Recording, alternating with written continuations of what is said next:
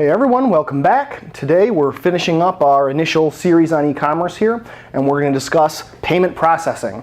Basically the ways that you're using your e-commerce when your e-commerce involves payment processing to collect money.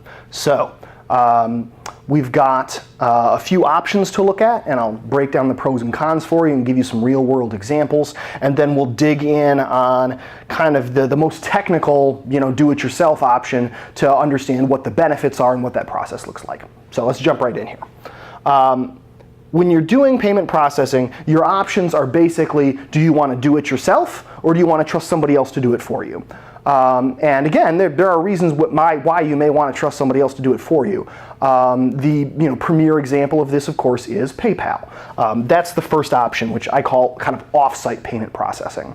You'll see this a lot when you're dealing with form-based e-commerce, and a lot of times when you're dealing with, say, single product websites. If you're just selling one thing and at the bottom it says buy now, and you punch your money in and check out, right? And PayPal, it works for these things because when it's not a complicated e-commerce process, I think people are a little more open to just being like, oh yeah, PayPal, okay, here's my money. But the thing is, when you do that, you actually leave your site, you're on your site, you're on your forms, maybe, or your e-commerce platform or whatever, and you go check out with PayPal, and you go off-site to PayPal, you process your payments, then you come back to your site, and sometimes you pass information back and forth between PayPal about the orders for order fulfillment reasons, but the point is, it doesn't actually happen on your site. Some people like this, some people don't. There are people who don't feel comfortable with PayPal, kind of if you've got an older demographic. But also it just kind of creates this visual brand disconnect with the user. They're not really getting a seamless experience. You've kind of got PayPal stepping in the middle and interrupting that process, which sometimes people find jarring, and sometimes it just at a meta level seems less professional. And depending on the level of professional service that you're trying to project to your clients, it could be really important to have them feel like, no, these guys do it all themselves. They've really got their stuff together. The other method that is kind of related to the off-site PayPal method is what I call the third-party payment methods. This is when you're actually using another website to handle the whole transaction. We see this a lot when people don't know how to handle form-based e-commerce themselves, so they use something like FormStack or Wufoo with payment processing integrated into that. And when you do that, now you're really expanding that disconnect between yourself and your audience, where they don't just leave the site to process the payments, they leave your site entirely for the whole e-commerce transaction. They'll click the donate button, and then all of a sudden they're not on your site with your URL anymore. They're on like yourbrand.wufoo.com, and maybe the template doesn't look the same, and there can be this visual disconnect. You're relying on the third party for all of your the technical aspects of your order fulfillment or information tracking or whatever. It really is just third party entirely. Technically, the software as a service model, e-commerce that we talked about in our last video, also falls under that third party banner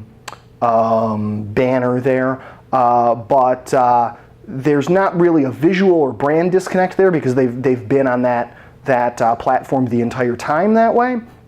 But the other kind of serious concern with third-party options is that, and we see this particularly with fundraising style sites and walkathon style fundraising sites, they process the payments. They've basically gone through the trouble of setting up all this infrastructure themselves. They're processing the payments, and then they're doling that money out to you, which means they can take a cut on top of whatever the actual credit card transaction fees are.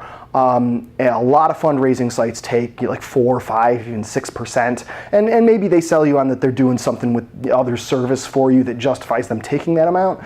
But on average, you should be very close to 3%. 2.9 is basically the standard, and if you're paying more for that through one of these third parties, you really need to look at how much volume you're transacting, and if it isn't worth it to accept some upfront costs to start processing those payments yourself. That's the third method, where you really process payments yourself on site.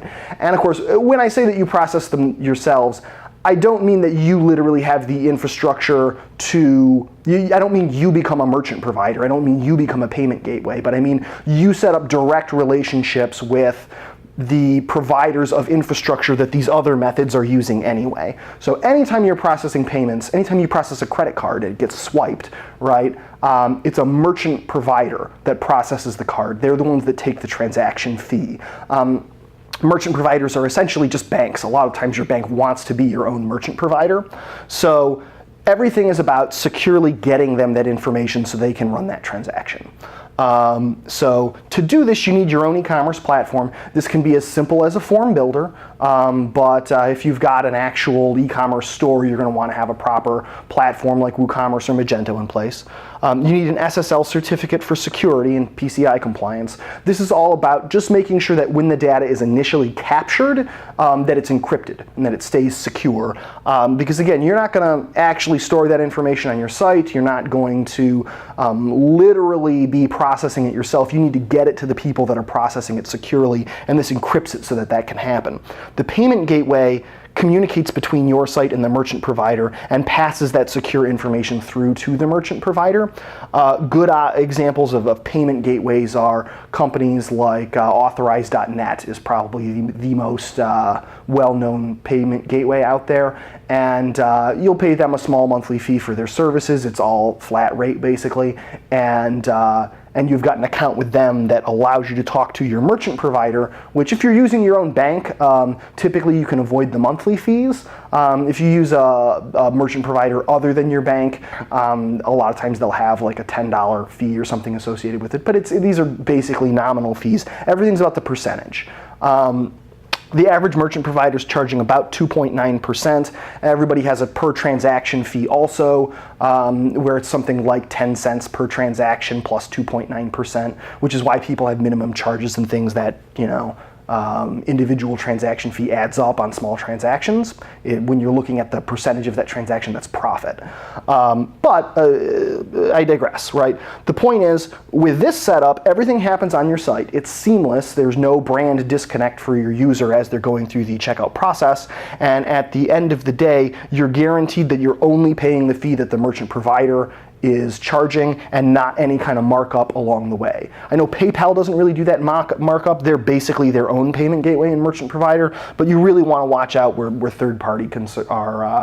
third-party companies are involved, especially if the money isn't essentially depositing directly into your bank account directly from the transaction from the merchant provider. And if you're making your own merchant provider relationship, you have the opportunity to kind of work with them a little bit and try and get down from 2.9%. People want your business, they will negotiate on this. If you can get any lower than 2.9, you're doing pretty good. Even 2.7 is great. So, it's worth thinking about if you process a high volume of transactions. Anyway, that basically covers the topic for today. We're going to revisit, I think, probably all of this in more detail at some time in the future, but for now, that's our general overview. Thanks for watching.